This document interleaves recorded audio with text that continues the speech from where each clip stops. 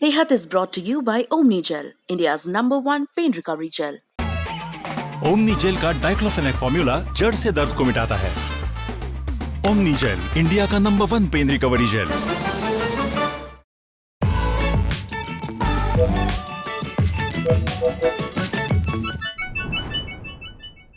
नमस्कार आदाब, मेरा नाम है सरवत। आप देख रहे हैं सेहत, लल्लन टॉप का हेल्थ शो, जहां बात होती है हमारी और आपकी हेल्थ की। यह हमारा winter special episode in association with Omni gel, pain recovery gel. पहला सेगमेंट हालचाल, आज बात एड़ी में होने वाले दर्द के बारे में, इससे कैसे निपटें। दूसरा सेगमेंट है तन की बात, ठंड में आपको ज़्यादा प्यास क्यों नहीं लगती है। और तीसरा सेगमेंट है खुराक, यानी एक झकास सी हेल्थ टिप, जैसे आपको अपनी डाइट में शलजम क्यों लेना शुरू कर देना चाहिए। रूही 29 साल की हैं, आगरा की रहने वाली हैं। अब उन्हें रोज सुबह और शाम टहलना पसंद है।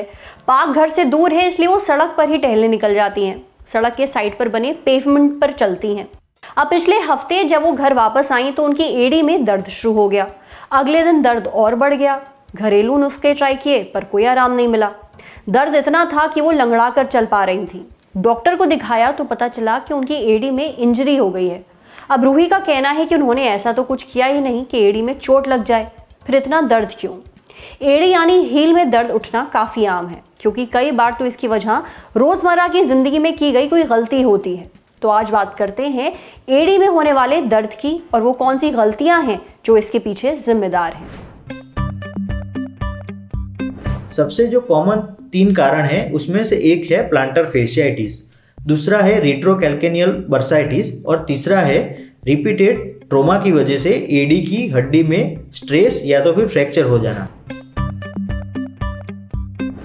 प्लांटर फेशिया जो पैर की नॉर्मल आर्च होती है उसको बनाने के लिए एक लिगामेंट होता है जिसका एक भाग एडी की हड्डी पे जुड़ा होता है।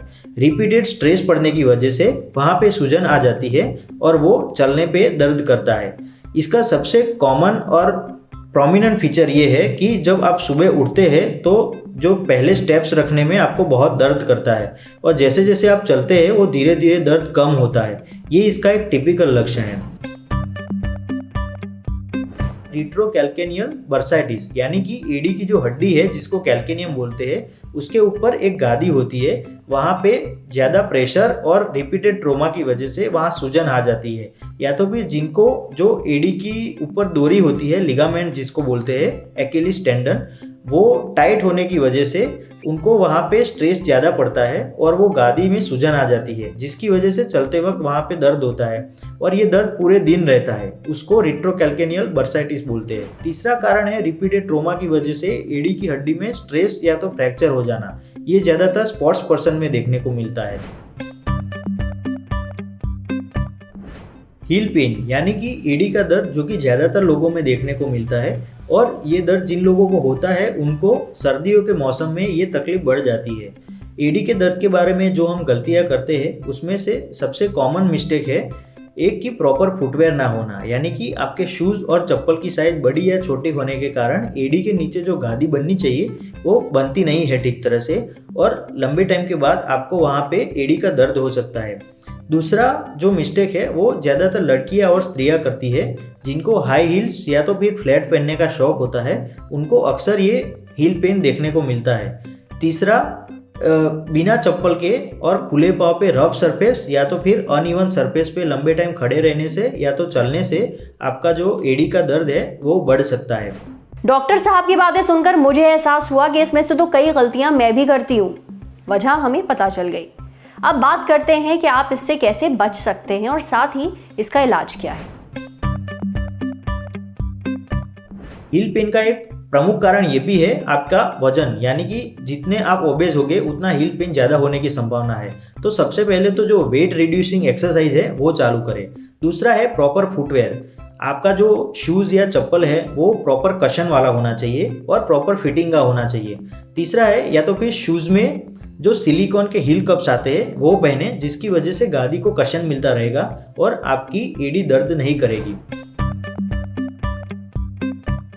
ज़्यादातर दर्दियों में रेस्ट, सूजन कम करने वाली दवाइयाँ और फिजियोथेरेपी करने से हील का जो पेन होता है उसमें आराम हो जाता है। फिजियोथेरेपी में प्लांटर फेशिया की स्ट्रेचिंग एक्सरसाइज आती है, जो कि कुछ टाइम करने से उसमें जो सूजन होती है वो कम हो जाती है। दूसरा एक है स्टीरॉयड का इंजेक्शन। जिनको मेडिकेशन और फिजियोथेरेपी से राहत नहीं मिलती, उनके लिए स्टीरॉयड का इंजेक्शन वहाँ प्लांटर फेशिया की जगह पे लगाते हैं, जिसकी वजह से वहाँ जो सूजन होती है वो कम हो जाती है। और अगर जिनको दवाइयाँ और ये इंजेक्शन की वजह से भी फर्क नहीं पड़ता और बार बार ये तकलीफ होती रहती है, उनके लिए फिर सर्जिकल ऑप्शन बचता है, जो कि बहुत कम लोगों में ज़रूरत पड़ती है। सर्जरी में जो प्लांटर फेशिया होता है, जो लिगामेंट होता है, उसको जो एडी में वहाँ जहाँ से जुड़ा हुआ होता है वहाँ से थोड़ा रिलीज करते हैं। ये ऑपरेशन दूरबीन से भी हो सकता है। उसका थोड़ा पार्ट रिलीज करने के बाद आपको जो अंदर दर्द होता है वो धीरे धीरे कम हो जाता है। इलाज आपने सुन लिया, अब बारी है कुछ एक्सरसाइजेस की जो फिजियोथेरेपिस्ट एडी के दर्द से निपटने और मांसपेशियों के लचीलेपन और ताकत को बढ़ाने के लिए करवाते हैं। मरीजों को कई बार एक्टिव एक्सरसाइज जो वो घर पे कर पाएँ सिखाई जाती है। इन एक्सरसाइज में मरीजों को पैर को अपनी तरफ और नीचे की तरफ 10 से 15 बार करने के लिए कहा जाता है। उसी तरह पैर को अंदर की तरफ और बाहर की तरफ ले जाया जाता है। पैर को क्लॉकवाइज और एंटी क्लॉकवाइज डायरेक्शन में घुमाया जाता है। ये कसरत करने पर भी एड़ी के दर्द में काफ़ी राहत प्राप्त होती है। इस प्लांटर फेशिया की टाइटनेस को कम करने के लिए किसी भी प्रकार के रबर बॉल को लेके पैर को इसके ऊपर इस तरह जोर से रगड़ने पर फेशिया की टाइटनेस को कम किया जा सकता है। प्लांटर फेशियाइटिस और हील पेन के मरीजों में कॉन्ट्रास्ट बाथ थेरेपी यानी ठंडे और गर्म पानी का सेक बारी बारी से लेने में दर्द में काफ़ी राहत मिलती है। इस तकनीक में 1 मिनट तक पाँव ठंडे पानी में और 2 मिनट तक पाँव गर्म पानी में, ऐसे 15 से 20 मिनट तक बारी बारी से सेक लेना चाहिए। अब एक बात जो मैं रोज़ बोलती हूँ, जो भी एक्सरसाइजेज आप यहाँ देखते हैं उन्हें बिना किसी डॉक्टर के या फिजियोथेरेपिस्ट की परमिशन के घर पर अपने आप ना करें। हालांकि इन एक्सरसाइजेज से आराम ज़रूर मिलता है, पर ज़रूरी है कि आप पहले किसी एक्सपर्ट की सलाह ले लें। अब बारी है सेहत के अगले सेगमेंट की।